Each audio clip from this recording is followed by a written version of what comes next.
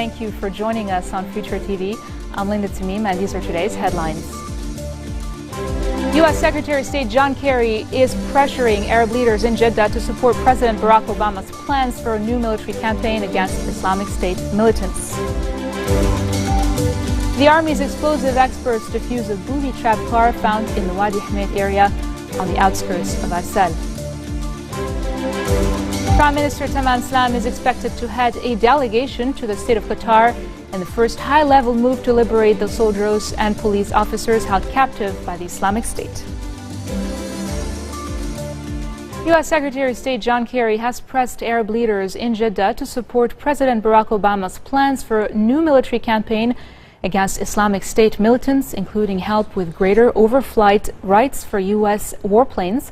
Kerry is on a tour of the Middle East to rebuild military, political and financial support to defeat Islamic State militants.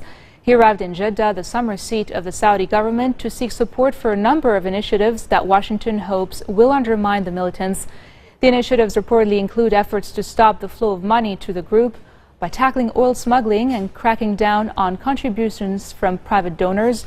U.S. officials have cast a campaign against Islamic State as a global fight against Islamist radicals and the threat they pose beyond Syria and Iraq, particularly through foreign fighters drawn from nearly all points of the planet.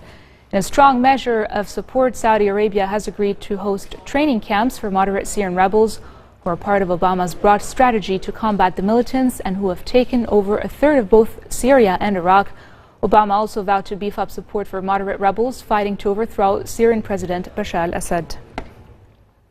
Moreover, I've made it clear that we will hunt down terrorists who threaten our country wherever they are.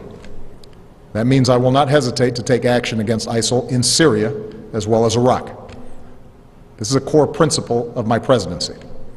If you threaten America, you will find no safe haven. Second, we will increase our support to forces fighting these terrorists on the ground. In June, I deployed several hundred American service members to Iraq to assess how we can best support Iraqi security forces. Now that those teams have completed their work and Iraq has formed a government, we will send an additional 475 service members to Iraq. As I've said before, these American forces will not have a combat mission. We will not get dragged into another ground war in Iraq. But they are needed to support Iraqi and Kurdish forces with training, intelligence, and equipment. I have the authority to address the threat from ISIL, but I believe we are strongest as a nation when the President and Congress work together. So I welcome congressional support for this effort in order to show the world that Americans are united in confronting this danger. Now, it will take time to eradicate a cancer like ISIL. And any time we take military action, there are risks involved, especially to the servicemen and women who carry out these missions. But I want the American people to understand how this effort will be different from the wars in Iraq and Afghanistan. It will not involve American combat troops fighting on foreign soil. This counterterrorism campaign will be waged through a steady, relentless effort to take out ISIL wherever they exist using our air power and our support for partners' forces on the ground. This strategy of taking out terrorists who threaten us while supporting partners on the front lines is one that we have successfully pursued in Yemen and Somalia for years, and it is consistent with the approach I outlined earlier this year, to use force against anyone who threatens America's core interests, but to mobilize partners wherever possible to address broader challenges to international order. Prior to his arrival in Saudi Arabia, Kerry endorsed Iraqi Prime Minister Haider al-Abadi's plans to mend Baghdad's ties with Sunnis and Kurds. Speaking in the capital, Baghdad, Kerry said Abadi's new Shiite-led government was the heart and backbone of the fight against Islamic State. And the fact that the Iraqis were able to overcome such deep sectarian and ethnic divides and approve a new and inclusive government is really a great accomplishment. They were able to do this, the fact that they were able to do this peacefully in the midst of unspeakable terror and violence and bloodshed is nothing short of historic. ISIL is a manifestation of evil, a vicious, terrorist organization. And it is a organization that achieves its goals only through violence, repression, and destruction. Fed by illicit funding and a stream of foreign fighters, it has seized territory and terrorized the people who live there, regardless of their sect or ethnicity. There is literally no place for their barbarity in the modern world. And this is a fight that the Iraqi people must win, but it's also a fight that the rest of the world needs to win with them. And it's a fight the United States and the rest of the world need to support every single step of the way. Iran obviously is opposed to ISIL, and then Iran is taking its own actions and has taken its own actions with respect to ISIL. The United States does not cooperate militarily or otherwise, nor does it have any intention in this process of doing so with Iran. Whatever they do is collateral and on their own, and we will pursue our own coalition over the course of these next weeks. Iraq has not asked for American forces on the ground, nor other forces, and Iraq doesn't want those other forces here, and we understand that. In addition, the President of the United States and other leaders of other countries have eliminated the notion of their forces being engaged in direct combat, unless obviously,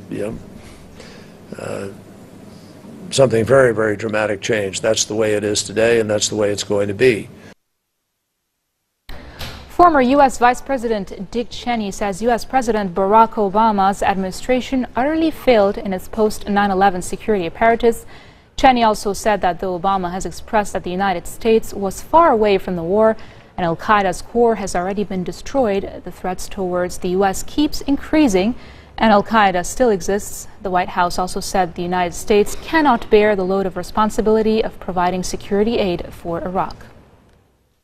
And President Obama seems willfully blind to one of the key facts about the post-9/11 security apparatus. It is not self-sustaining. Those programs and policies must be kept strong and current. The Obama administration has failed utterly in that task. The president is very interested in communicating clearly with the American public about what our priorities are and what our plans include and what our plans don't include.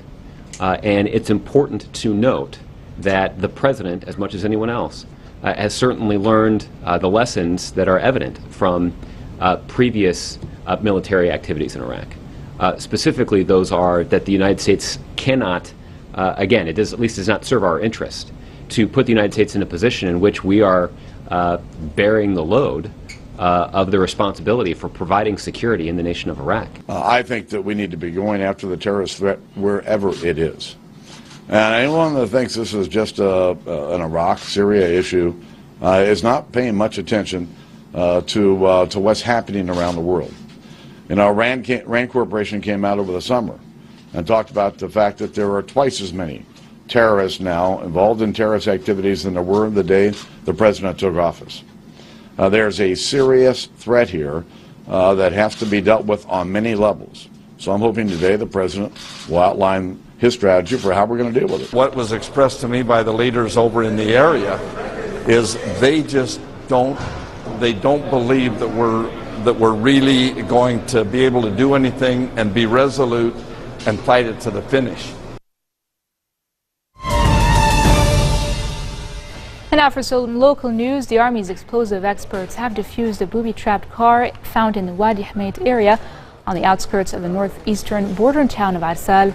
The car had a Syrian license plate. Its discovery came after the Lebanese army targeted the positions of jihadists in Arsal's outskirts overnight. Battles also raged between the Syrian army and gunmen on the other side of the border. On another note, 2 men from Arsal were set free after a 3-day kidnap ordeal by gunmen from al-Masri family to press the release of soldier Ali Zaid al-Masri, who was held captive along with other soldiers and policemen by Islamist militants. Prime Minister Tamam Slam is expected to head a delegation to the state of Qatar in the first high-level move to liberate the soldiers and police officers held captive by the Islamic State. The delegation will head to Qatar on Sunday, where Salam is stated to meet with Emir of Qatar, Sheikh Tamim bin Hamad Al Thani, and senior Qatari officials to up pressure on the kidnappers and settle the case as soon as possible. The ministerial delegation said that the PM will head includes members of the committee that was tasked to address the set file, in addition to the issue of the massive number of Syrian refugees that have burdened Lebanon. Salam is also expected to stay in Qatar a few more days for meetings with security officials to follow up on the thorny file that he has handled since the first moments of the kidnapping. And coming up next, South African sprinter Oscar Pistorius is cleared of murder over the killing of his model girlfriend. Stay tuned.